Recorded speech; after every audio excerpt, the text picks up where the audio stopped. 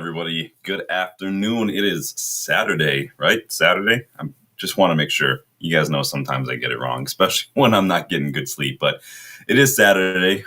Hold me to that. Welcome to the channel, United vs. Everybody. I am your host, Sean, and we are back with a scouting report special. I know it's been a minute. It feels like it's been a minute. I feel like, but it probably hasn't, but you guys know we do these pretty periodically, at least like every other week. I'll throw you guys at least a handful, half a dozen or so rising stars, hidden gems, future ballers. You know the drill. I guess I've done a couple individual scouting report specials, but hey, we're back with the old school. You know how these things go. Today I've got 6 hidden gems that deserve your attention, and I'll be taking a closer look at each of them, what they're all about, who they play for, what their numbers have been like, and what you can expect to see from them. So without further ado, you guys, make sure you like, make sure you subscribe, make sure you share, make sure you hit the bell, check those memberships as well. Remember, starting 11 and Legends members, you do get a say-so on the scouting reports. You can make suggestions, and if your player gets picked, I will throw you a shout out as well and make sure everybody knows that you've got a good eye for talent. So keep that in mind as well. And then also go check out the United vs. Everybody store. There will be a sale, I think starting Monday. There is a sale for Cyber Week. It's called a Cyber. I think it's going to be 20% off. I'll remind you guys, but you can go get loads of one-of-a-kind gear, including the OG green and gold, represent the channel with the United vs. Everybody. Love this shirt. I know a couple of you guys as well. So let me first, before we get started, you guys know I want to chime in and see who's in the chat. So who is in here? Stephanie's in the house. Big up, Steph. Hope you're enjoying your weekend. Hope you guys are just hanging out. Did anybody go do any Black Friday shopping? Is that a thing throughout the world, or is that just an American kind of consumerism thing? Danny B's in the house. I know Danny's not missing a scouting report special. Big up, Danny. Hope you're doing well, my friend. Rob Taft. Big up, Rob. Hope you're doing well, Rob. Danny is driving back from Jersey. Uh-oh. Rob says, nice win by United over Liverpool. That JJ kid needs signing up. Yeah. If you guys didn't, I was kind of live commenting. The under 18s played Liverpool's under 18s. It was like a 6 a.m. kickoff. So big up Legends if you guys woke up early for that. But I'm glad I did, because we ended up running out 7-0 winners over Liverpool. JJ Gabriel getting himself a hat trick. I couldn't keep track of everybody who scored up top. Matato, I think, Thwaites got one as well. Bradbury got one as well. Everybody was pitching in. I'm pretty sure the kit man was probably getting a goal as well. But yeah, we destroy the little mini Scousers. So, suck it. It is what it is. But yeah, JJ Gabriel looks the truth. That kid could really, in the next year or so, when he turns 16, I think he could really come in and be a perfect understudy for Cunha. I think he's that good. Lacey, I think, is on his way in to maybe be an understudy for Mbumo or Ahmad, perhaps. We've got guys like Montato, obviously, Camison as well. Everybody's looking really good today. I'm happy about it. But if you guys watched it, let us know your thoughts. Big up. Bilal's in the house. Big up. I am Titanium / Bilal.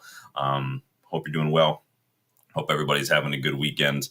We do have that early kickoff tomorrow. If you guys do want to make sure you go catch up on tactics and team news and all that stuff, go watch the preview for the Crystal Palace match that we put out yesterday. Had a lot of fun doing that one. So Bilal is coming in already with the positivity. That's funny. We'll see. I think from what it sounds like, we're trying to get him tied down to a new contract. And so he's not going anywhere for the foreseeable future. And if we get him down to a new contract, I think that shows what we'll see what happens. But let's get started in here. Starting with our first player, you guys. Make sure you like, make sure you subscribe. Let's kick things off with a nice, exciting young attacker while we're talking about Gabriel and whatnot. Let's talk about Leo Sauer. Now, he plays for Feyenoord. You guys well aware of Feyenoord, right? They're Robin Van Persie doing his thing. With some of the players I've scouted in recent videos, it sort of feels like the Eredivisie is on a bit of resurgence, right? I've done a lot of players from Eindhoven, Feyenoord, Akmar recently. I feel like the Eredivisie hit a little bit of a lull. I'm not going to do that one. I'm going to do it this way. But now they're kind of on their way up. But he plays for Feyenoord. He plays on the left side, left wing. He can also play as 10 as well. He's just 19 years old, good height, 6 foot. But this kid is a rapid. He's super fast, very good on the ball. He's mature, composed. He can play anywhere across the front line. And he is a goal threat. He is a young, explosive, tricky winger. And he's tearing it up right now. 7 goals, 2 assists last season while he was on loan at NAC Breda. He's already matched those assist numbers from last season as well. He's already got 2 assists. So he's well on his way to turning into a bit more of a supplier instead of just a scorer. And I think it has a lot to do with RVP. RVP knows how to get the most from his attackers. What can I say? But he's an explosive, tricky left winger who prefers to cut inside onto his right foot. I know some people may be a little over that with Garnacho, but this kid has shown that he can create chances for other people. If you look at his heat map, he lives on that left-hand side in the final third. He can carry that ball into the box. He's comfortable in 1v1s. He's very comfortable in 1v1s. He's very good in 1v1s as well. And he's very effective when it comes to combining with his left back, Jordy Boss, another player that we've scouted as well. Go back and check the recent scouting report special if you want to learn more about Jordy Boss. But they combine well to create overloads in wide areas, whether it's one underlapping, one overlapping. They do a very good job. His decision-making is excellent for a teenager. He can play anywhere across the front line. Again, mature, composed. He's already made 10 appearances for Slovakia's senior team. He is Slovakian. The youngest ever capped Slovakian player as well, so big up. And I think as he develops too, Sauer, his end product will improve as well. So this is where he's at right now. You can see he is a ball-carrying machine. Top 3% in top 5 leagues when it comes to progressive carries per 90, which means he's getting that ball closer to the opposition goal. His take-ons are very, very good for a teenager, getting those touches and everything. And you can see he's physical too. He's 6 foot, but he wins a lot of aerial duels, literally in top 13% for wingers right now for aerial duels as well. And I really like him. I think, again, like I was saying, as he develops, I think we'll see that end product improve a little bit more, which is probably, just the next step in development when it comes to young players, as well as his suitability for a variety of systems. Right now, he looks really, really dangerous on counterattacks, looks really good being that kind of outball option in the opposition half, kind of like we saw from Garnacho. But he's very direct. He's very, very confident in his ability to take on defenders, which I like. He reminds me a little bit of Bukayo Saka, a little bit of Garnacho, but he is a little bit more physical and he is more comfortable in those central areas, kind of like the way Cunha is as well. He's raw. He needs more time, but he's a very exciting young attacker that I really, really like. Paul says they spell Leo. Hopefully there's no sour grapes. Let's work on that RVP connection. Once a red, always a red. Robin, help us out, bro. Bilal, you're trying to catch me out. You're not going to do it, man. I'm older. Yes, please do smash the likes. I do appreciate that. If you guys are interested in more scouting reports, you guys know I've always got, I finished this one this morning, ended up taking a couple players off and move them to the next one that I've got prepped. And I ended up adding a player to this one. So you guys, it's always a constant thing. I'm never not looking at other players, but I really like the look of Leo Sauer. I think he's a really good young player. Let me know what you guys think. You guys ready for another attacker? You happy with the players that we have in the academy? You have somebody else in mind? Let me know, because moving on to a player that we have been linked to recently, midfielder, let's take a look at Christos Mouzakaitis. Now, there may be something in all these links to young midfielders, because Mouzakaitis is the latest name that United have been connected with. Another creative midfielder, another creative presence in midfield. 2 goals, 5 assists last season. Already has 2 assists this season. Plays for Olympiacos. Again, he is that kind of 8/deep line playmaker if you want to throw him in a pivot. He's just 18 years old, though, and he's doing very, very, very, very well. He's a regular starter for Olympiacos, both in the league and in Europe, and it has a lot to do with the fact, as you can see, he's got excellent vision. His football IQ is elite for a teenager. Solid passing range, and he has a good shot on him, too. The kid's got a little bit of everything, man. That his creativity from a deeper midfield role has been key for Olympiacos. I mean, he can progress the ball with line-breaking passes. He can make switches of play. He can carry it, but he also contributes defensively, too. He's got a really good first touch, really composing the ball. He does really, really well when he's charged with dictating tempo and kind of keeping things ticking. And his reading of the game is superb. He knows when to press. He knows when to pass. He knows when to slow down, when to hold the ball. And he's got a hell of a long-range shot, like I said. You can see this is where he kind of operates. He takes those corners as well. Now, he has stated that his idol, his footballing idol, is Luka Modric. And I do see a lot of that influence in the way Mouzakaitis plays. It's not the worst player to aspire to be like, right? Luka Modric is definitely up there for me as like world-class elite legends of the game.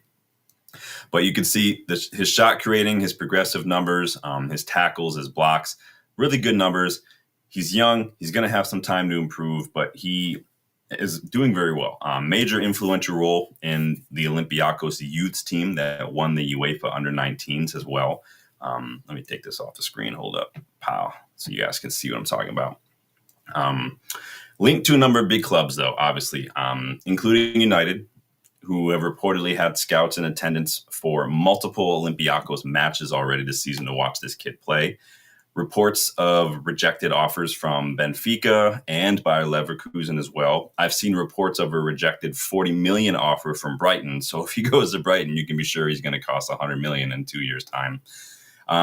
It makes me think, if the links are true, obviously the reports are we've had scouts. It makes me think that maybe we're just trying to get out ahead and steal the next big, Brighton signing before they sign him. I mean, it's not a bad strategy either. I mean, we've signing Cristiano Orozco as well. Is basically the next Caicedo, trying to get those Caicedos before they become Brighton Caicedos and we have to pay a lot.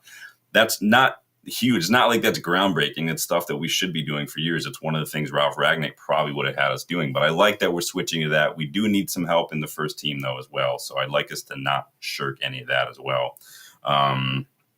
Danny says Brighton is a favorites right now. Well, they did have a bid rejected from what I've read, 40 million rejected. So we'll see. He probably would get some more minutes, but I do think that, he could come in, be a good understudy, play that role. But we do have young players in the academy as well who can do that as well. So interesting. Rob says Greece seems to be generating a host of talented prospects. Good to see.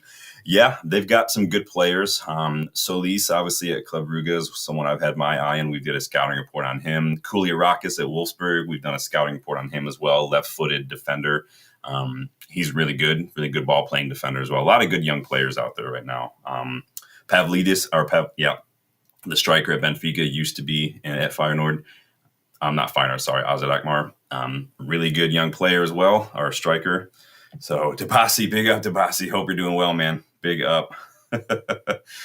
Danny says, could go to Forest too with Greek owners. Good player from what I've watched. Yeah, maybe if Forest lose Elliot Anderson, could work. Maybe we could get him, loan him to Middlesbrough and take Hackney. I'd take Hackney in a heartbeat. Who knows? But Danny says, him, Buwadi, top for age and position. They could play well together. Yeah, they'd be a really good complementary partnership, I think. Muzakaitis and Buwadi. These are the kind of things we should be doing. We need to just maybe start being a little ruthless and just say, you know what? We're doing a full midfield overhaul. Cobby, you can stay. Everyone else is getting sold. We're bringing in 3 midfielders, one youngster, 2 that are going to start, and then we're going to rotate them. And we're going to be pushing hard in Europe, pushing hard in the cups, and we're going to be rotating. Not that difficult. Let me see. Danny says, too much money, prefer Buwadi. Yeah. But I did see it was a Copa Libertadores final, but I don't have any of the streaming platforms that's on. So it is what it is. I'll see if I can find a dodgy stream someplace. But yeah, Christos Muzakaitis, a player that United have been linked with. Reportedly, we've got some scouts in attendance for. We'll see. I want to move on to a player that I did touch upon a little bit in my news roundup the other day. It had a lot to do with Wolves. João Gomez is a player that Wolves are linked to, but they have no room for foreign players, so they'd have to sell a foreign player if they wanted him. But this is Patrick Mercado. This is who I was talking about yesterday. Plays for Independiente del Valle. He's a midfielder, but he is a little bit more of attack-minded midfielder than João Gomez. So maybe they're going to be switching systems. I don't know. 22 years old. Good on the ball, really good passing range, but he's physical off the ball as well and press resistant. It's tough to pinpoint Mercado's position, honestly. He's kind of like a cross between an 8 and a 10, but he kind of operates in the half space and more centrally. So he's just comfortable in like tight areas, basically. He's capable of picking up the ball in his own half, beating a press, and driving it up the pitch. But he's also got a solid passing range. He's got really good vision and a hell of a shot on him. He's got 7 goals, 11 assists right now, 5 times man of the match this season, 2 times team of the week, and he's 5th in the league right now for assists. Now, this is the Ecuadorian league, so keep that in mind. But he's very good on the ball. He's very techy. He's got a good first touch that gets him out of so many tight areas and so much pressure. Quick feet, so he's really good at just moving. And he's got a really quick change of direction, which is a really underrated characteristic, I think, from a lot of players, especially in midfield. And when you combine that with his explosive pace, that acceleration, he's can beat the first press, and then he's just off to the races. And so you have to get tight to him and foul him, or he's going to leave you cooked. You can see this is where he plays, operates on that left-hand side, takes their corners. But he's also quite physical and quite defensive as well. I've seen him track back, win the ball back with a slide tackle, keep it, leave the opponent behind. I think he could definitely play in like United system in that Bruno role. I think he's got that ability on the ball, but the physicality off the ball as well. You can see, though, his job is basically to get that ball up the pitch and create opportunities. Top 15% for shot creating actions, top 10% for progressive carries. When it comes to beating a man in 1v1, he's in the top percentile, literally better than 99% of other players right now. Really good player. Linked to a number of big clubs after he's had a really good stellar season, this kid. Let me get back on the screen here. Including Palmeiras. Palmeiras reported looking at him. Again, like I said the other day, rumored price tag of just over $5 million. Now, Wolves, again, heavily linked. But and Independiente del Valle's sporting director, Luis Fernando, recently stated that Mercado could leave as early as this January. And that they're already looking at finding a replacement. So it sounds like this kid could make a move. If it is to Wolves, again, Wolves need to make room in their squad for a foreign player. They don't have the room. So we'll see what happens. They could be forced to sell someone like João Gomez or something. I would take João Gomez. I would take Jorgen Strand Larsen. I would take a couple Wolves players. Not a ton. There's only like a couple that I would take, but I'd still take a couple of them. But could be options. But he's just a weird player to pin down because he's like a cross between an 8 and a 10. But dances like a Rios a little bit. He kind of floats around in central areas. He operates more in the opposition half a little bit. He's kind of like it's kind of hard to describe. I would say he's more like a Quentin Timber or someone or like a Orkin Kokshu maybe, who is like an 8, but it is again kind of like a cross between an 8 and a 10, if that makes sense. It's hard to describe. But I like him a lot. Again, we'll see what happens. Supposedly he could be on the move in January. He'd be a player I think could improve us. I think he's already better than Ugarte. He's a little less defensive-minded than Ugarte, so there's that. So he'd probably be more like a Bruno. He's like a more defensive Cobby when it comes to carrying the ball, I guess is the best way to describe it. He's a little quicker, a little bit more physical than Cobby is. So probably the best way I can describe it. So let's move on. Make sure you guys are hitting that like button for me, please. Make sure you subscribe to the channel. You know what you get with the scouting reports. You see the little scout report icon in the top right. Sorry it's so busy with all the Christmas lights, but I just couldn't help myself. I'm not even a big holiday guy, but I saw that and I was like, I'm definitely throwing that on my videos for the next month. But let's move on. Let's talk about center backs, because this is the guy that I just added this morning because I was looking around the weekend's results. This guy stood out to me, did a little bit more research, watched a little bit more of him. I really like what I see. Let's look at Jacobo Ramon. Plays for Como. He is a center back. He's Spanish center back, 20 years old. The dude is an absolute unit at 6'5". You know, he's one for all of you guys who like your center backs tall, but he is quick, good in the tackle, good in the air. Obviously, he's good on the ball as well. He's also good creating chances, and he's just composed as well. He came through Madrid's academy, kind of making it through to the Castilla.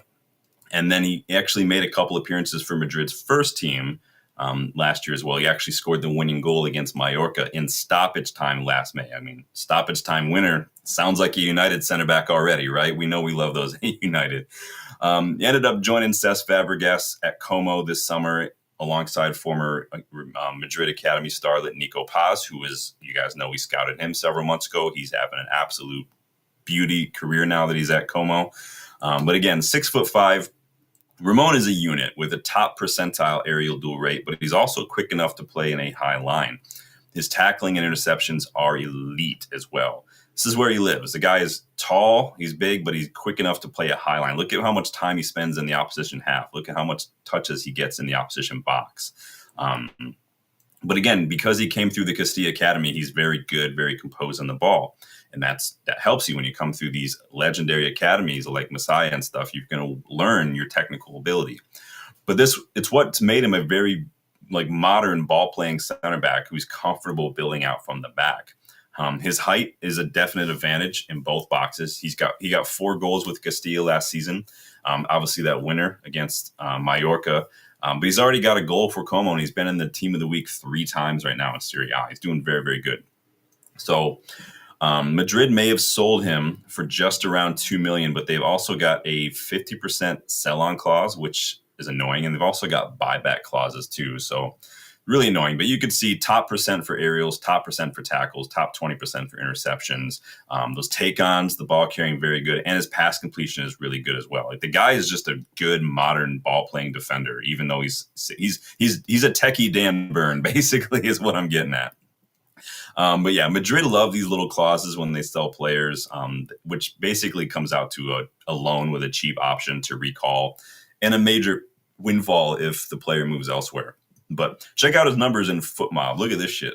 I saw that and I was like, oh, geez, this kid's a monster, man.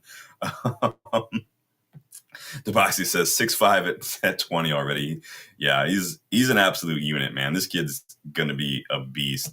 And we need some help. I think that, you've got someone who just doesn't have to jump a whole lot to maybe clear the box, and someone, if we're going to be putting balls in the box on set pieces, it does help when you've got someone who's a little taller. I don't think height is the be-all, end-all for center back, but it definitely helps, right?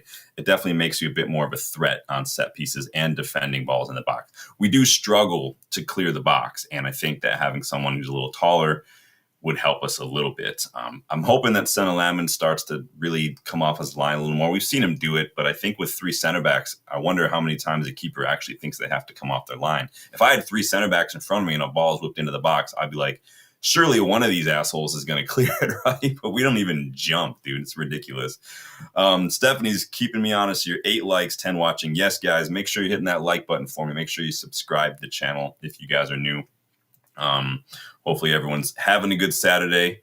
But yeah, Jacobo Ramon doing very, very well at Como. It's going to be difficult to get him out of there. Como are doing really, really well right now. Cesc Fabregas is doing some craziness. They just keep buying these random players from clubs like Kakare from Lyon and whatnot. I think Varane trained with them for a while. I think Dele Alli was training with them for a while, but somehow it works. They're just getting it done. So, all right, 2 more players to go. Keep that like button hit, guys. Let's jump back to midfield for a second. I know I'm kind of all over the place, but it's all good. Let's talk about Thomas Jorgensen. I really like this kid. Plays for Viborg. He's a center midfielder, 20 years old, good height at 6 foot, but he is a technical ball progression, chance creating, he's a good all around midfielder. He left FC Copenhagen to get more minutes, and it's paid off in dividends for Viborg. Again, he's a bit of a throwback box-to-box midfielder, does a little bit of everything, but again, his real strength lies in ball progression and chance creation. He's got 2 goals, 5 assists in all competitions this season, already equaled his goals and assists from last season, and he's been man of the match 3 times as well. He's a ball creator. He's a creator. He's got excellent vision. He is second in the Danish league right now for assist. He's tied right now for most big chances created. 10th for key passes per 90, 3rd for successful dribble per 90 as well. He's just an absolute monster right now. He sets the tempo. He has good passing range, really good link up on the build up. He's got an excellent work rate, like I said, off the ball. But and that's because he just shows it. He's second right now for tackles per 90. He knows how to make a well-timed challenge. He can read the game as well. And again, he's like ideal modern center midfielder. You can see where he works. It's very similar to heat maps we've seen in amorim systems at Sporting and whatnot. A lot of work inside his own half, a lot of work inside the opposition half. He takes the corners as well. This is the kind of midfielder United need. Someone who's physical, who has work rate, who covers ground, but also puts in a shift off the ball, covers grass. Reminds me again of like Orkun Kokcu. Reminds me a lot of Hayden Hackney as well, the way he plays. They don't have this league in FB Ref, so I went ahead and found it on FootMob for you guys. But you can see chances created is up there as elite, crosses elite, dribbles well above, and his success rate as well. And then those tackles and those duels you can see down at the bottom are literally world-class level for a 20-year-old man. He's doing an excellent job right now. And if we put up his kind of overall spider web here, you can see the defensive contributions are excellent. Shots, chance creation, top 6% as well. Like to see him get up in the air a little bit, but again, it has a lot to do with the way that a team's going to play and whatnot. But I really like Jorgensen a lot. I think he's an excellent up and coming midfielder. He wanted what was best for his development, went and got it at Viborg, and again, he's doing very, very well there. Debasi says we do need the next CM prodigy. There are a ton of midfielders out there that won't break the bank. We how many have we talked about? Siltanen, we've talked about him. Obviously Jorgensen. I've got another one at Shakhtar that I took off today. I'll talk about him next time as well. Ton of midfielders out there. It wouldn't take Buati. Like, they're all over the place, dude. Debasi says those touches need sharpening for the EPL. Well, again, he's 20. And so we're going to see how he does when he's like, I'd rather have him like, this is the kind of kid, kind of like Nipan, where I'm like, maybe he's not ready, but let's get him. Like, if he's available and he's cheap, and then just loan him back to Viborg for another season to develop. Like, that's what we should have done with Nipan in the summer. And you could just loan him back for half a season, brought him in. Like, it's not rocket science. You don't have to have UEFA licenses. You don't have to have a scouting certificate or whatever. You don't have to do that. It's just not that complicated to do. But we seem to make things more complicated than they need to be at United. But again, just the solutions are there. I don't know why we don't take more advantage of stuff like that. But it is what it is. I'm definitely not the kind of person who gets mad when United don't sign players that I want them to sign. Like, I got over that a long time ago. It is what it is, but I still would like to have signed a couple of these players. Again, he who shall not be named is the one that hurts the most. That one hurt. But all right, one more to go. Hopefully you guys are having a good time. How's everybody's Saturday going? Anybody watching these matches this morning? I know everybody was raging about the Everton-Newcastle result. I had to remind people that Everton, when they are down to 10 men and up a goal and want to park the bus, it's night and day difference than when they're behind and they have to chase the game and be more open. Some people don't seem to understand that. It is what it is. I wish that people would not be so black or white, but it's life, right? That's the way it goes. Rob says, Cardiff City Wales have two very good prospects, Dylan Lawler and Ronan Capaccio. That sounds like some sort of like soup or something. Well worth scouting. I will come back and refer to them as well. Remember, starting 11 and Legends members, you get to make suggestions. If I look them up and we use them, you get your shout out. Some of these players that you guys recommend, I have on the list. I'm waiting to see how they go, especially if they're young or if they're in academies or something. There's not a whole lot of data out there at the moment, so I like to let them marinate for a little bit and see how it goes. So Boston says, yep, like Chelsea, keep the player at the club for one more year and then bring him in. Yeah, like Chelsea did with Quenda and whatnot. There's nothing wrong with that. Or we could just loan him to Nice or something. Like, it's not difficult to do. He'll go get minutes at Nice. It's not that hard, but yeah, Newcastle are better. But again, that's another thing that people are forgetting too. Newcastle are like 4 years into a project with Eddie Howe. We are, and we're not. I'm not. It sounds like I'm making excuses. I'm not making excuses. I'm just adding context. There's a difference between a team like Arsenal or a team like Newcastle or like City, who have worked with these managers, who have a structure, who have a whole process, and they're well into a project, versus a team like United, who even our recruitment staff have only been here a little less than a year and a half. Like, there's a huge difference there.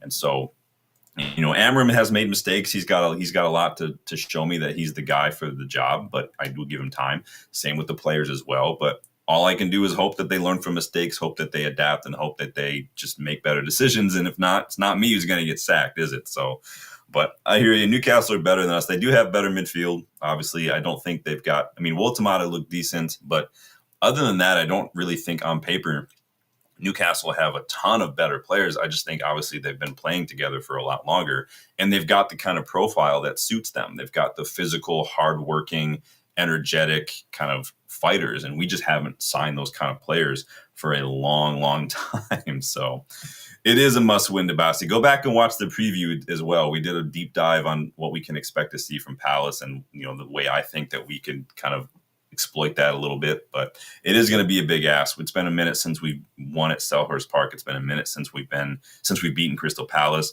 I was at the match 2 years ago at Old Trafford when we lost 1-0. We played Amrabat at left back. Not a good look. It was not a good atmosphere in the ground.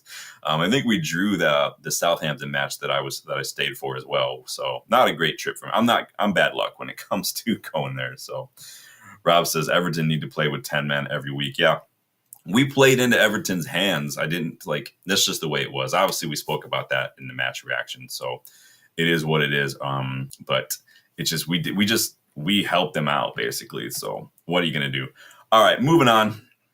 One more player. Let's go back to the front end of the pitch here. Let's talk about strikers. Danny, you let me know if you watched any of this kid. Yuri Alberto, Brazilian striker, plays for Corinthians. 24 years old, 6 foot. The kid is just a good striker. Got goals, very quick. He's got an excellent work rate. He's good in the air, and his movement in and around the box is very good as well. He was promoted to Santos' first team at just 16 years old. And his goal scoring for Corinthians has been legendary. He was the top scorer for them in the 2000s. He was vital in beating Palmeiras for the 2025 Paulista Trophy. Now, he's primarily right-footed, but he's just as good with his left. He's really good in the air, but he's most dangerous in and around the box as well. His movement, his poaching, he just knows how to find that space and make himself an option. But he's also very good in the build-up, too, as needed. He's able to drop deep a little bit, and he's kind of like a light version of Harry Kane in a lot of the ways. He's got really good bursts of speed and counterattacks. He's got a relentless work rate and make him really a complete forward in a lot of different ways. Good in the box, good in the counterattack, work rate off the ball, good movement. Like, what more can you ask for? He's on 18 goals and 2 assists right now. He had 31 goals, 7 assists last season as well. The kid's an absolute goal-scoring monster. You can see he just works all over the place. A lot of touches in and around these inside right channel. A lot of touches in the opposition box as well. But I like what I see from him. His numbers are good, gets a lot of goals. A lot of carries, like I said, he's good in the counter, so those carries are in the top 15% almost. He's good off the ball, makes a lot of interceptions for a striker as well. Gets himself into good positions to receive the ball. I really like what I see from him.